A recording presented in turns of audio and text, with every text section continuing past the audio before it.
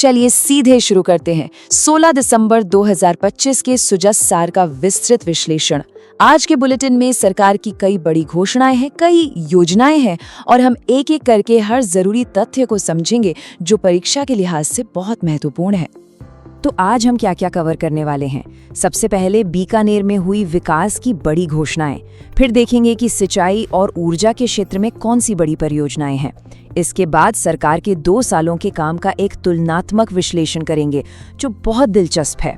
फिर कल्याणकारी योजनाओं को समझेंगे और आखिर में राज्य के कुछ खास कार्यक्रम और व्यक्तित्व पर नजर डालेंगे। अंत में सब कुछ समेटकर एक क्विक रिवीजन करेंगे और एक प्रैक्टिस क्वेश्चन भी होगा। तो चलिए पहले खंड से शुरू करते हैं। मुख्यमंत्री श्री भजनलाल शर्मा ने बीकानेर का दौरा किया और वहां विकास के लिए कई बड़ी सौगातें दी। देखते हैं कि क्या क्या घोषणाएं हुई। सबसे बड़ी बात, बीकानेर जिले के लिए 719 करोड़ रुपए से भी ज्यादा का एक बहुत बड़ा डेवलपमेंट पैकेज घोषित किया गया।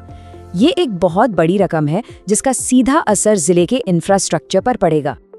अब ये जो आंकड़ा है इसका ब्रेकडाउन देखना भी जरूरी है।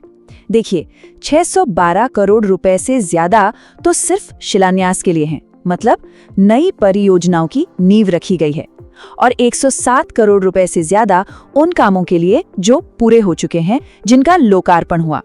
तो साफ पता चलता है कि भविष्य के विकास और जो काम हो चुका है, दोनों पर बराबर ध्यान दिया जा रहा है। पैसों के अलावा कुछ बड़े प्रशासनिक फैसले भी हुए। लूणकरणसर और नापासर, इन दोनों जगहों को अब नगर पालिका बनाया जाएगा। इससे वहां का स्थानीय शासन और बेहतर होगा। साथ ही लूणकरणसर के अस्पताल को सब डिस्ट्रिक्ट हॉस्पिटल में अपग्रेड किया जा रहा है, मतलब स्वास्थ्य सुविधाएं और अच्छी होंगी। कार्यक्रम में सिर्फ घोषणाएं ही नहीं हुई, मुख्यमंत्री ने 3 महत्वपूर्ण बुकलेट्स भी जारी की और सीधे लाभार्थियों से भी जुड़े। जैसे दिव्यांग जनों को स्कूटी और महिलाओं को सोलर स्टोव बांटे गए, जो कि एक सीधी मदद है।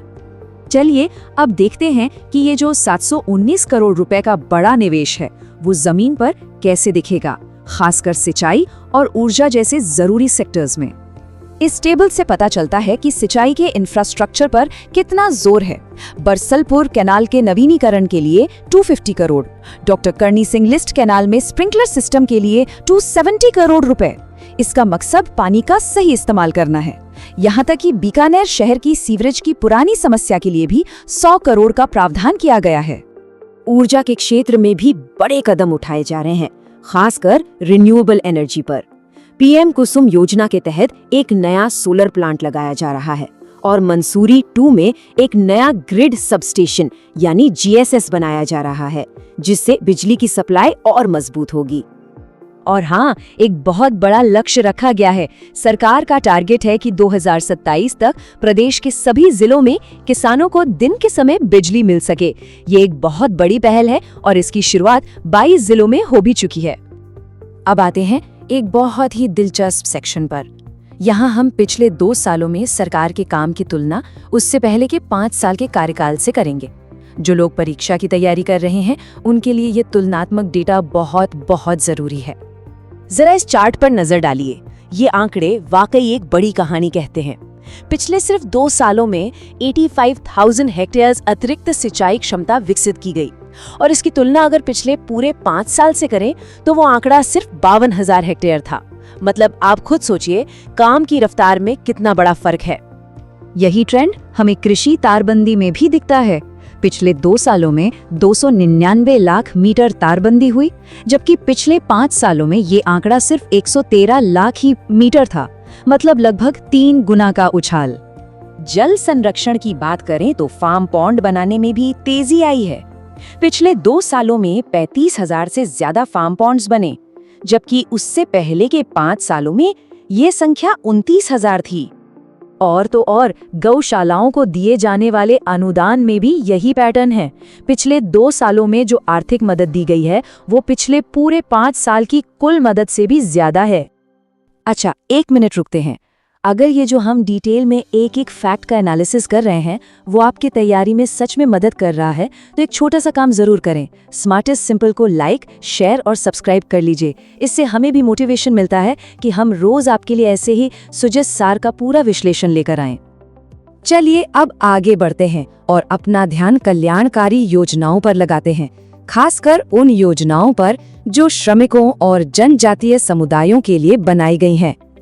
ये एक बहुत बड़ा आंकड़ा है। पिछले 2 सालों में 17,41,000 श्रमिकों को ई श्रम पोर्टल पर रजिस्टर किया गया है।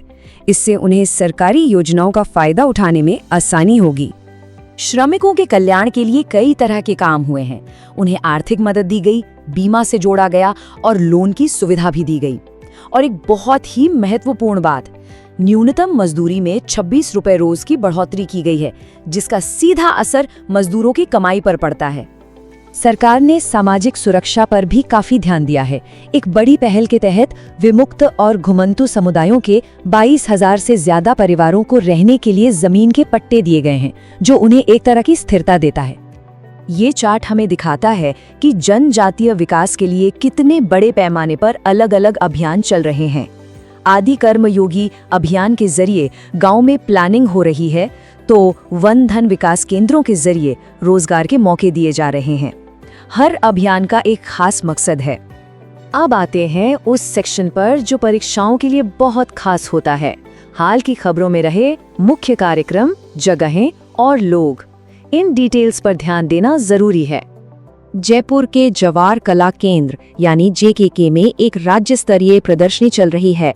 इसमें युवाओं के लिए चिलैक्स प्रोग्राम और जाने माने योग गुरु श्री ढाकाराम का योग सेशन जैसे कई कार्यक्रम हो रहे हैं। याद रखने वाली बात यह है कि नवोत्थान नई पहचान थीम पर ऐसी ही प्रदर्शनियां दूसरे जिलों में भी लग रही हैं।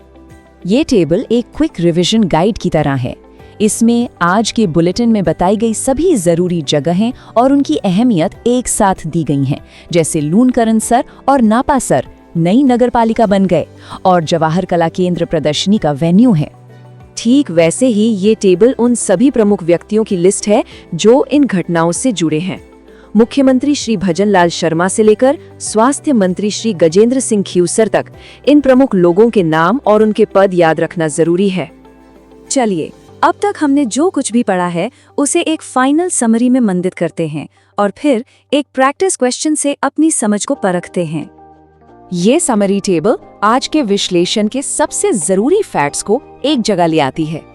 बीकानेर के लिए 719 करोड़ का पैकेज, सिंचाई क्षमता में 85,000 हेक्टेयर की जबरदस्त बढ़ोतरी और न्यूनतम मजदूरी में 26 रुपए की वृद्धि। ये कुछ ऐसे की पॉइंट्स हैं जो आपको जरूर याद रखने चाहिए। और अब बारी है आज के प्रैक्टिस क्वेश्चन की। इन सभी स्टेटमेंट्स को ध्यान से पढ़िए और सोचिए कि हमने आज क्या क्या डिस्कस किया है। सही कॉम्बिनेशन ढूंढने के लिए थोड़ा समय लीजिए। तो सही जवाब है बी। देखिए, पहला, दूसरा और चौथा कथन तो बिल्कुल सही हैं। गलती है तीसरे कथन में। और यही वो छोटी छोटी बातें होती हैं जहां परीक्षा में गलती हो जाती है। अभियान प्रदेश के सभी राजस्व गांवों के लिए नहीं, बल्कि खासतौर पर 5,947 जनजातीय गांवों के लिए है। ये फर्क याद रखना बहुत जरूरी है। कमेंट सेक्शन में जरूर बताइएगा कि आपका जवाब सही था या नहीं। हमें आपके जवाब का इंतजार रहेगा। और हाँ, हमारे अगले दैनिक सुजस सार विश्लेषण के लिए कल स्मार्टेस्ट सिंपल पर हमसे जुड़ना मत भूलिएगा। देखने के लिए धन्यवाद।